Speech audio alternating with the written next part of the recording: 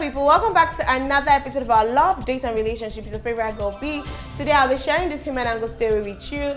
We're going to talk about it. Let me know what you think while I let you know what I think. Let's go along, guys.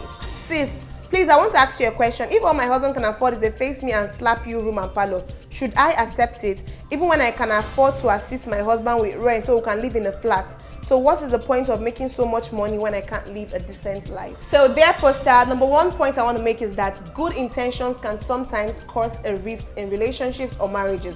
Your intentions are noble, but first of all, you have to communicate with him. Why do I say so? Because you have to know, number one, is it the kind of person that his ego, is he going to put his ego and his pride before your good intentions? Like, will you understand the point you're coming from? Is he going to see it as that maybe you don't want to live within his means, or you will soon be calling the shots since you're the one trying to provide, or you're trying to you have more money than him? Maybe you soon start calling the shots. You know, men are scared of women that make money or have money than them. The reason is because of over time, some women have proven that once they have money, they try to now become the lord and all of the house, thereby degrading the man, downplaying his role as the man of the house. So you're going to have to first of all sit down and discuss, have a conversation with him, okay? So is he going to be okay with the fact that is his ego going to let him accept such help from you?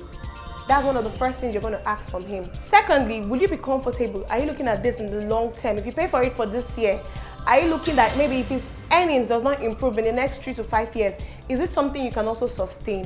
Is it sustainable even when kids start coming, when children start to enter the picture? Do you think it's something that you can also sustain? Because it's not about starting now. You start now and you're living in a flat. Maybe next year but you know, you can never predict life, or maybe his earnings don't improve, his earnings don't increase. Is it something you can also keep doing until you find that, okay, that he's, you know, strong enough to be able to get to single-handedly pay for the rent for an apartment that you both will feel comfortable in? That's another thing. You have to look at it in the long run, because don't start what you can't finish.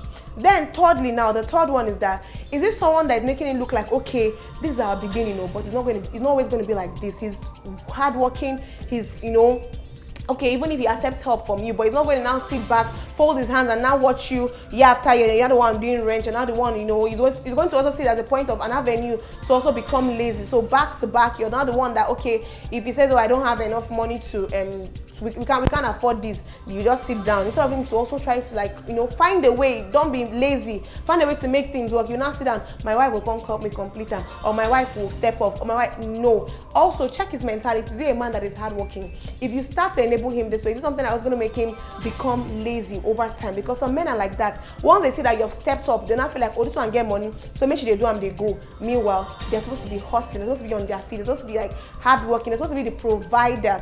Yes, you can come in as a support, as a helpmate, but that is not your job description. It's not for you to now take over the